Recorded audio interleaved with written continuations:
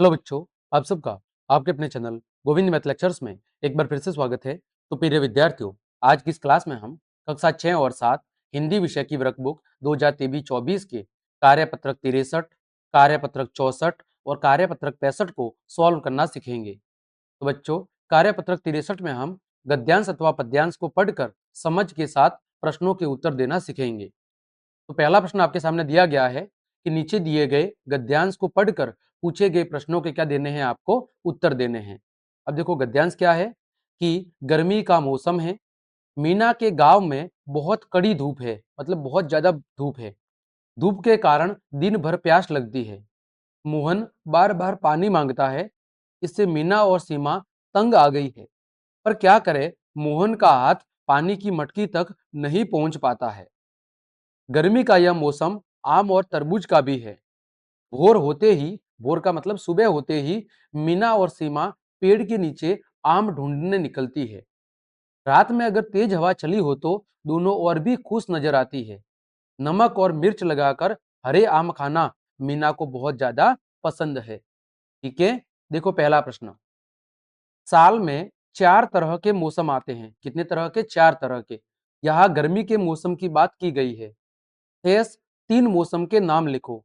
तो गर्मी आ गई, गर्मी के बाद सर्दी, फिर वर्षा और अगला बसंत। तो मुख्यतः 4 जो मौसम है कौन से होते हैं? सर्दी, गर्मी, बरसात और बसंत ऋतु। अगला दूसरा प्रश्न, रात में तेज हवा चलने से मीना और सीमा खुश क्यों हो जाती है? लिखिए। रात में यदि तेज हवा चलती है तो मीना और सीमा खुश क्यों हो जाती है? तो हम लिखेंगे क्योंकि क्योंकि रात में तेज हवा चलने से, क्योंकि रात में तेज हवा के चलने से, तेज हवा के चलने से जो आम है, ठीक है, आम क्या हो जाते हैं? झड़ जाते हैं, मतलब नीचे गिर जाते हैं। आम क्या हो जाते हैं? झड़ जाते हैं। ठीक है, जिससे जिससे मीना और सीमा को, जिससे मीना और सीमा को खाने के लिए कच्चे आम आसानी से मिल जाते हैं। खाने के लिए कच्चे आम आसानी से मिल जाते हैं। ठीक है, मिल जाते हैं, इसलिए वह क्या होती है? इसलिए वह खुश हो जाती है। इसलिए वह तेज हवा चलने से क्या हो जाती है? तेज हवा चलने से खुश हो जाती है। इसलिए वह तेज हवा चलने से क्या हो जाती है? खुश हो जाती है।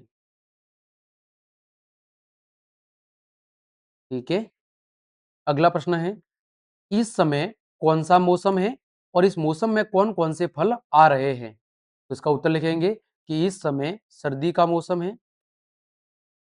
इस समय सर्दी का मौसम है। कौन सा मौसम है? सर्दी का।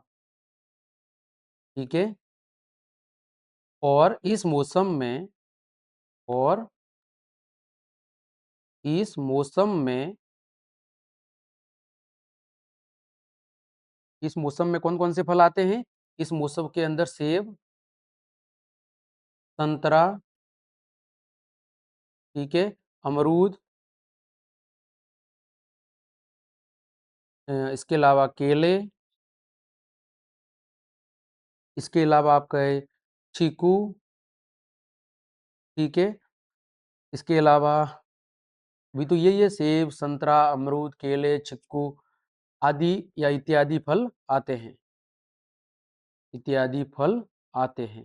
ठीक है, आप इसके अलावा भी, आपको अगर कोई फलों के नाम याद है तो वो लिख सकते हैं जो सर्दियों के मौसम में आते हैं। आगे बढ़ते हैं, प्रश्न संख्या 4। आपने अपने घर के आसपास किन किन फलों के पेड़ देखे हैं, उनके नाम लिखिए। साथ ही अपने पसंदीदा फल का नाम भी लिखिए। तो आपके घर के आसपास कौन से फल है, उनके नाम लिखने हैं। तो हम कहेंगे कि मेरे घर के आसपास मेरे घर के आसपास किसके फल है? देखो, आम के, आम, केले और इसके अलावा अमरूद, इसके अलावा पपीता, इसके अलावा संतरा, इसके अलावा जामुन, ठीक है। इसके अलावा आपके चीकू, इसके अलावा सेब आदि फलों के पेड़ है, आदि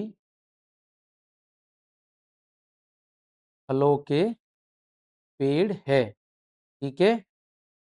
और दूसरा लिखेंगे कि मुझे सेब खाना अति पसंद है।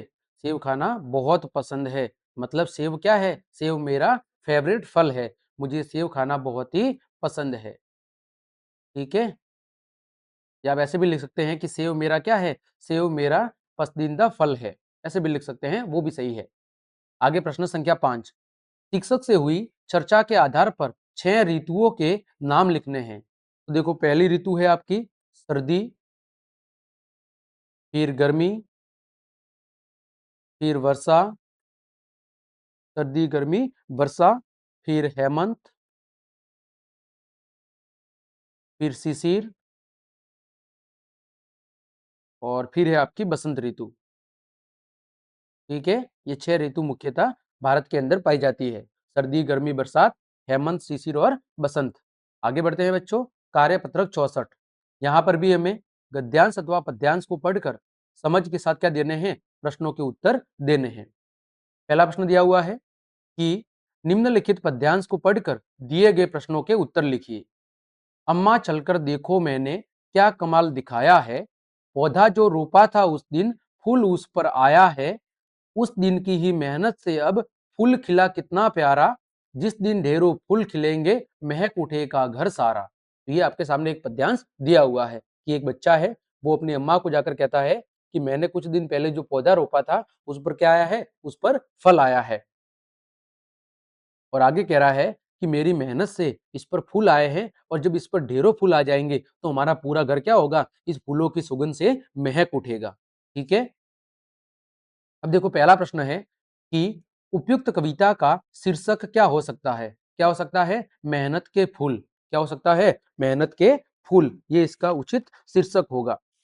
अगला, कविता में से विशेषण शब्द को चाटकर या ढूंढकर लिखिए। विशेषण शब्द जो संज्ञा या सर्वनाम की विशेषता बताते हैं। कौन कौन से शब्द हैं? कमाल, एक तो कमाल शब्द है, दूसरा मेहनत, तीसरा आपका प्यारा, चौथा आपका ढेरों और पांचवा आपका सारा। ये कुछ शब्द हैं जो कैसे हैं? विशेषण शब्द हैं, जो संज्ञा या सर्वनाम की विशेषता बता रहे हैं। प्रश्न संख्या 3, बच्चे की मेहनत से फूल खिला है, आप मेहनत से क्या क्या प्राप्त कर सकते हैं? तो हम लिखेंगे कि हम मेहनत से हम मेहनत से परीक्षा में अच्छे अंक प्राप्त कर सकते हैं। परीक्षा में अच्छे अंक प्राप्त कर सकते हैं।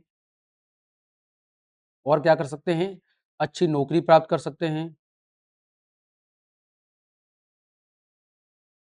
अच्छी नौकरी प्राप्त कर सकते हैं, ठीक है। और क्या कर सकते हैं? और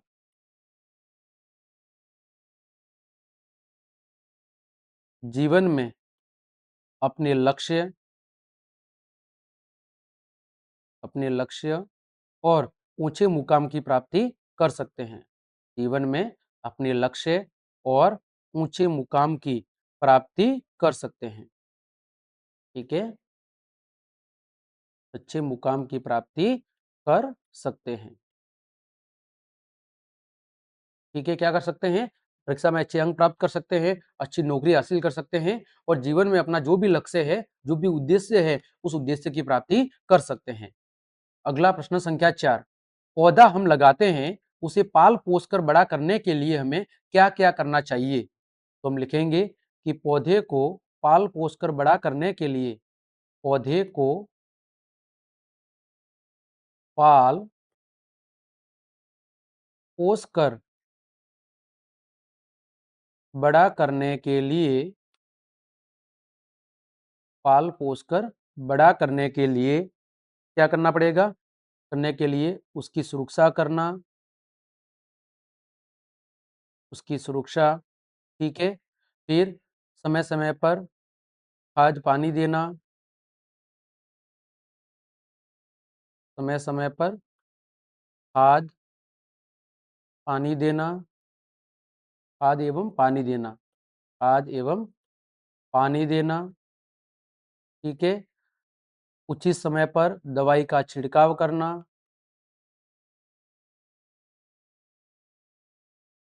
उसी समय पर दवाई का छिड़काव करना चाहिए। यानी यदि हमें किसी पौधे को बड़ा करना है तो एक तो समय समय पर उसकी सुरक्षा करनी होगी, यानी जो भी उसकी सुरक्षा का इंतजाम है वो करना होगा, समय समय पर खाद और पानी देना होगा और उचित समय पर उसके अंदर दवाई का छिड़काव भी करना होगा। ये कुछ तरीके हैं जिसकी मदद से हम एक पेड़ पौधे को पाल पोस कर बड़ा कर सकते हैं। अगला प्रश्न संख्या 5, इस पद्यांश में तुकबंदी वाले शब्द को चाट कर लिखिए। तुकबंदी का मतलब है जो शब्द एक दूसरे से मिलते जुलते हैं, जैसे दिखाया, आया, जैसे दिखाया और आया। इसी तरह प्यारा और सारा, प्यारा और सारा, ठीक है। अगला प्रश्न संख्या 6, अगला प्रश्न है प्रश्न संख्या 6 कि कविता के अनुसार ढेरों फूल कब खिलेंगे? कविता के अनुसार ढेरों फूल कब खिलेंगे? तो हम कहेंगे कि कविता के अनुसार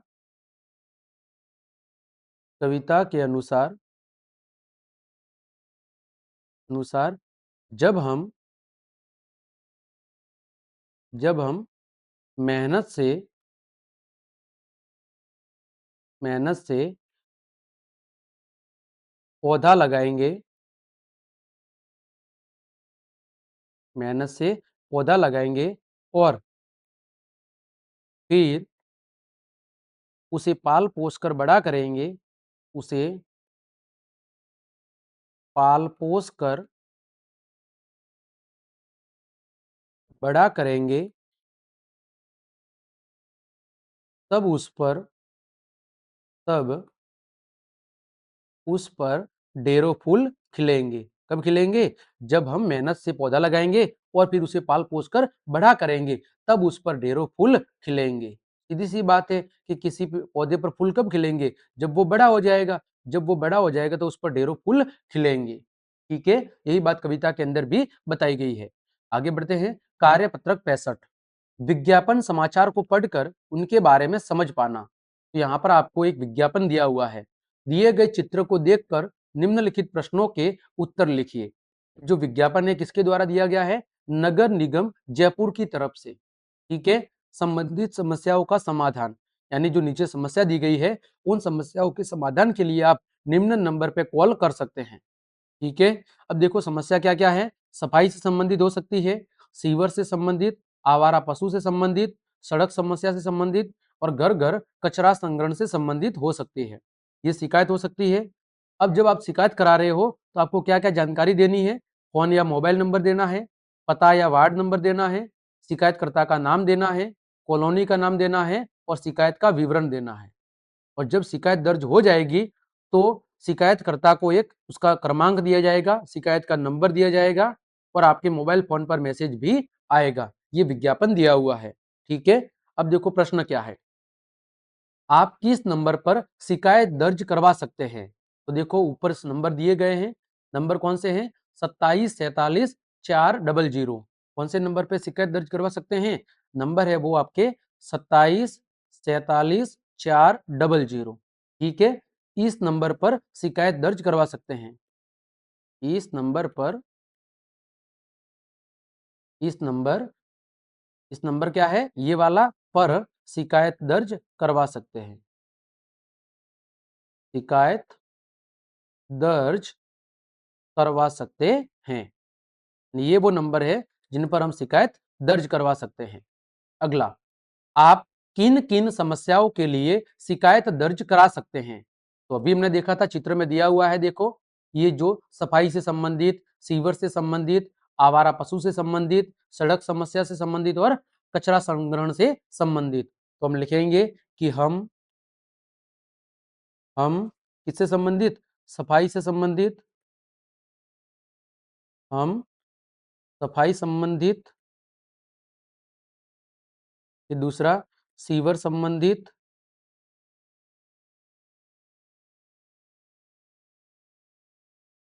फिर आपका था आवारा पशु संबंधित, आवारा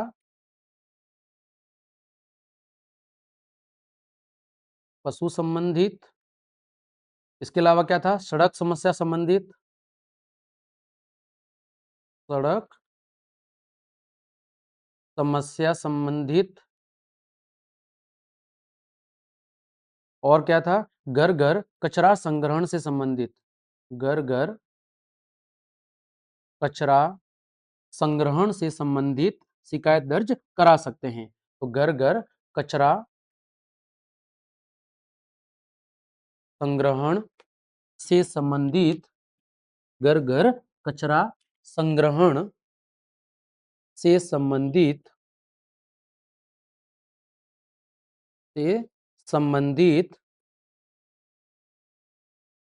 शिकायत दर्ज करा सकते हैं। ठीक है, आगे प्रश्न संख्या 3, शिकायत दर्ज करवाते समय आपको किन किन बातों की जानकारी देनी होगी? कोई दो लिखनी है। तो पहला था क्या होगा? पहला होगा शिकायत का विवरण, कि भाई शिकायत आखिर है क्या, शिकायत का विवरण, एक तो ये देना जरूरी है। दूसरा क्या देना जरूरी है? दूसरा देना जरूरी है आपका मोबाइल नंबर, ताकि वो आपसे कांटेक्ट करके उसके बारे में दूसरी जानकारी भी प्राप्त कर सके। मोबाइल नंबर, ये दो चीज देना जरूरी है। पहली तो शिकायत क्या है, और दूसरा मोबाइल नंबर, क्योंकि वो मोबाइल नंबर से आपसे बातें कर सकते हैं, आपसे पता पूछ सकते हैं, क्या समस्या है उसके बारे में अच्छे से जान सकते हैं। तो ये दो चीजें जरूरी है। चौथा प्रश्न, यह विज्ञापन किसके द्वारा जारी किया गया है? तो देखो लिखा हुआ है नगर निगम जयपुर द्वारा। ठीक है, किसके द्वारा जारी किया गया है? तो यह विज्ञापन नगर निगम जयपुर द्वारा जारी किया गया है। यह विज्ञापन नगर निगम जयपुर द्वारा, इसके द्वारा नगर निगम जयपुर द्वारा जारी किया गया है। यह विज्ञापन नगर निगम जयपुर द्वारा जारी किया गया है। अगला, विज्ञापनों से हमारा जीवन सरल हो जाता है कैसे? यानी विज्ञापनों की मदद से हमारा जीवन सरल कैसे हो जाता है, ये लिखना है। तो हम लिखेंगे कि विज्ञापनों की मदद से, विज्ञापनों की मदद से हम देश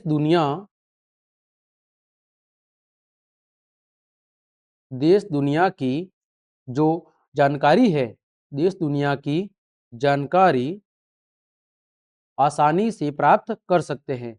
देश दुनिया की जानकारी आसानी से सरल शब्दों सरल शब्दों एवं कम और आसान भाषा में, कम और, ठीक है, कम और आसान भाषा में आसानी से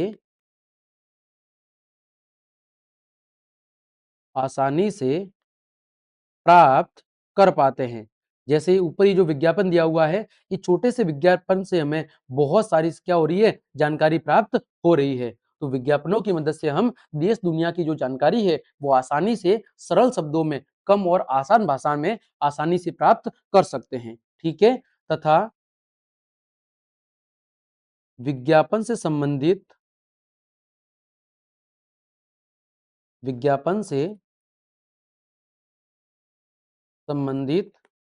जानकारी सीधे ही विज्ञापन जारी करने वाले से पूछ सकते हैं। विज्ञापन जारी करने वाले से पूछ सकते हैं, क्योंकि उसके नंबर दिए होते हैं। तो विज्ञापन से संबंधित जो भी हमें एक्स्ट्रा जानकारी चाहिए वो भी हम डायरेक्ट उससे पूछ सकते हैं।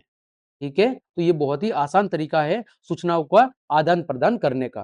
तो इस तरह बच्चों हमने कार्यपत्रक 63, 64 और 65 तीनों को बहुत अच्छे से सॉल्व करा दिया है। उम्मीद करता हूँ तीनों कार्यपत्रक आपको अच्छे समझ में आए होंगे। तो क्लास देखने के लिए आप सभी का धन्यवाद। यदि आपको मेरी क्लास और मेहनत पसंद आई है तो बच्चों लाइक, कमेंट, शेयर और सब्सक्राइब जरूर करें। आज के लिए इतना ही। जय हिंद, जय भारत।